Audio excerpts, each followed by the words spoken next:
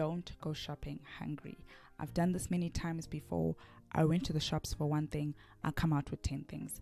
I went for milk and I come out with chocolates, sweets, samosas, biltongs, and everything else that I didn't go for. Guys, in today's video, I'm going to be talking about budgeting tips and saving tips that I've used, and I'm hoping that these tips will also help you and be beneficial to you. Life on its own is very difficult, and with things rising and things going up and up and up, there's many things that we can do, and budgeting things as well that we can do to help us to save money, to use that money for other things in our lives. So tip number 1 is to write down all of your income and all of your expenses. This will help you know how much exactly is coming into your account, and also to know how much expenses that you have, and seeing it visually will then help you to be able to better decide which expenses you can cut out from your life, which expenses you can reduce. Some expenses that you cannot do without: rent, bond, car expenses, food, those type of things we can't live without. But there are other expenses like entertainment expenses, going out, eating out, subscription fees that we can reduce and spend less on. That will also help us to have a little bit extra that we put away every month. We can also do this by looking at our bank statements every month, to download your bank statements and then to write down or to tally up all of the money that you get, and also to tally up all of the expenses. This will also help to see exactly all of your debit orders, and also maybe to see other debit orders that are not authorized or that you don't know about or that you've forgotten about as well. Luckily, there are many apps as well nowadays that can help you to stop unwanted debit orders. Number 2, asking your insurance company for a reassessment of your premiums. So each and every year, your premiums are likely to go up. But if you're paying less and less every month for your car and every year for your car, and the longer you driving, the longer your license is, then technically speaking, the insurance that you pay should also be less. So asking them for a reassessment every year helps them to also to reassess how much they charge you for your premiums, and then they can reduce how much they actually charge you. If not, then maybe consider going to another insurance company. They're always willing to give you a quote, always willing to give you something less than what you're currently paying. So before you do move, you can actually ask your insurance company to reassess you every year. So they may not be willing or able to decrease your premiums, but chances are they will. But if not, then that's easy. You can just get a quote from another company and possibly move if it also provides you with all of the benefits that you're looking for in an insurance. Remember to also do your research, ask your family and your friends, and make sure you do the right decision for you. So number 3, don't go shopping hungry. I've done this many times before. I went to the shops for one thing, I come out with 10 things.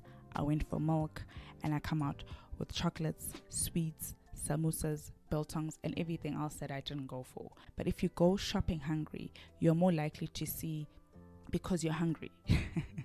So you're more likely to pick up things that you don't need, and that can also just add to your budget and add to your expenses. Number 4, going shopping once a month or once a week, depending on what you can do, you and your family, and what's best for you. So writing down what you need for your family, writing a list to say this is what we're going to need for the month, this is what we're going to need for the week, and going to the shops to buy that all in one go.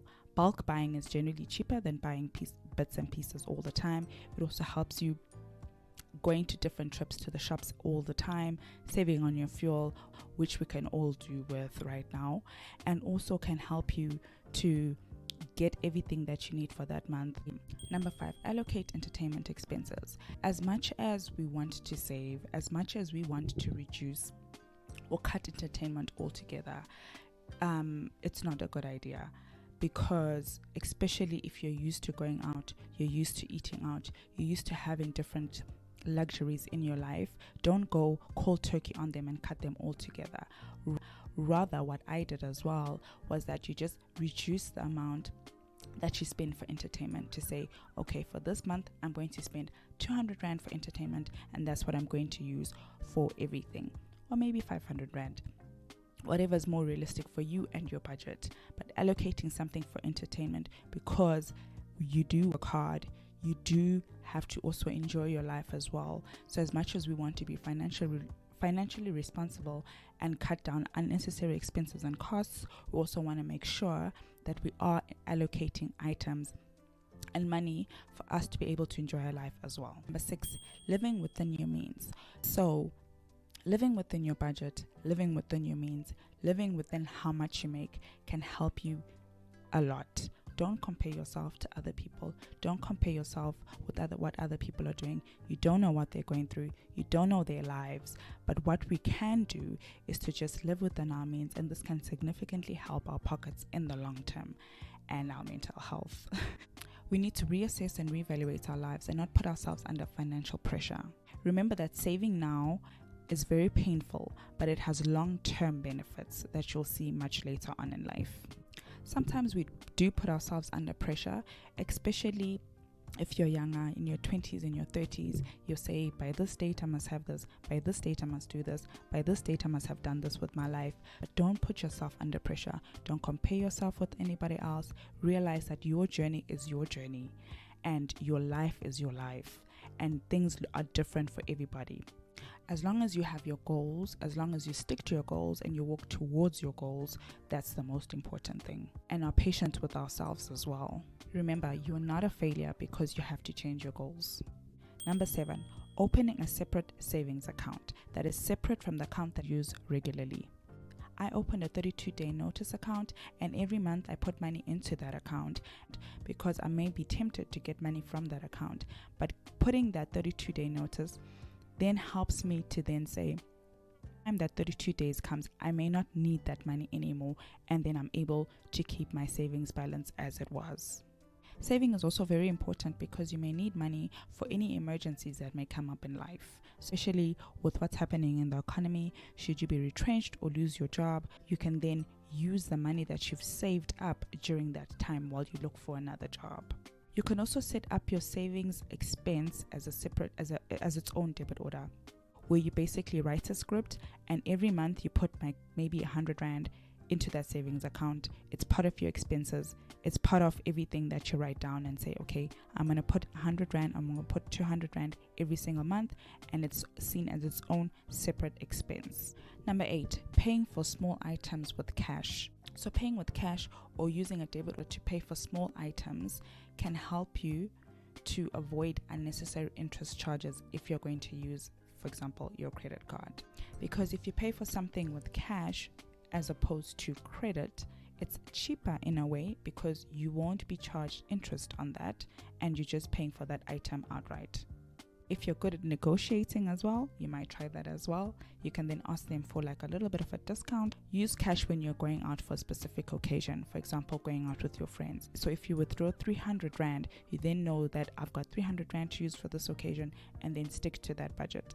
I know that our phones, you can send money to yourself, but try not to do this. It defeats the purpose. But if you've got cash, then you can just pay for that occasion using cash and possibly save unnecessary money and not have regret when you wake up in the morning not wanting to look at your bank balance because you overdid it the night before. Number 9, paying for items when they're due to avoid any late fees. If you are going through financial hardships, you can then just ask for a payment holiday from your creditors. I know many creditors are willing to give you about 3 months or so. I know that when I was in financial difficulty, I asked for a payment holiday for 3 months. They wanted some documents. I sent them the documents, and then I was able to then have a little bit of a break for 3 months. Remember to do your research. Just Google about it, find out what it's all about. Call your creditors and ask them, do they offer such a service? What does this mean? And will it mean that in the future you have to pay them a little bit extra? Will they charge you interest for it? And what are the implications for you going forward? Also ask them if this will affect your credit score and everything else. Try to get as much information as you possibly can before you get into any agreement with anybody. Remember that when you are going through a difficult time financially, it is very, very important to communicate with your creditors. Talk to them, call them, and just make agreements with them. They also want their money from you. but it's better to then be upfront with them and say, this is my situation, this is what I'm going through financial hard times, what can you do for me? Many of them are willing to work with you, whatever your circumstances may be, and are willing to give you a payment agreement.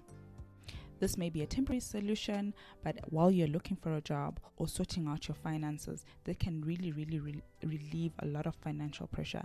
Even if it's 3 months, it takes a lot of pressure off you, because I know it's really difficult and stressful being unemployed. Please can you comment down below if this has been helpful to you? What are the tips that you have used when you are budgeting and saving, so that we can all learn together?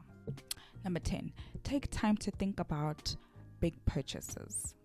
Don't be scared to take your time when you're making a big purchase like a car or a house or anything like that, because remember, when you sign on the dotted line, that thing is going to bind you for a couple of years. So you want to make sure that you make the right decision for you and your family. Yes, the home may be on sale, the car may be cheaper, all of those great things may be happening, but you ultimately want to make sure that you make the right decision for you. It's also okay to shop around and compare other homes, other cars, and other things that are on the market, to do your research, to think about it, to speak to significant people in your life, to make sure that you make the right decision for you and your family. Number 11, arranging all of your debit orders to go off on one day. I know for me, it is much easier if all of my debit orders goes on the same day, because I know after that, whatever's left in my bank account is all mine. The last thing that you'd want to do is to have staggering debit orders or different debit order days, because it's happened to me before where I had different debit order days. But then I thought, okay, all of the people have taken their money, and then when you go to the shops and you swipe for something, the available balance isn't what you expected it to be. Then you're on your app trying to find out who's stealing my money. Meanwhile, it's just a debit order that came in late. And number 12 is have a goal. So saving towards a goal makes it a little bit easier to know what you have to put aside every month for yourself. So for example, if you want to save 12,000 by the end of December and it's January, then you know that you have to put in 1,000 rand every month, and then by December you've got 12,000 rand. This really helps you to keep your mind focused on something and to know what it is that you're saving for. When it comes to budgeting and savings, it's also important that we are very patient with ourselves. Maybe you might not get it right on the first month, you might not get it right on the second month, but the most important thing is to get better each and every month. So not to be too hard on ourselves to say, oh, this month I didn't save the 1,000 rand that I planned to save, but if you save 500 rand, it's better than not saving anything at all. But we know that as you do something more and more, you get better and better at doing it. I did a video previously where I spoke about buying a car and tips to consider when you're buying a car, financial tips to consider when you're buying a car. I'll link that in the description below and also put it on the end screen. Please stay tuned for more videos from me. Thank you for watching, and goodbye.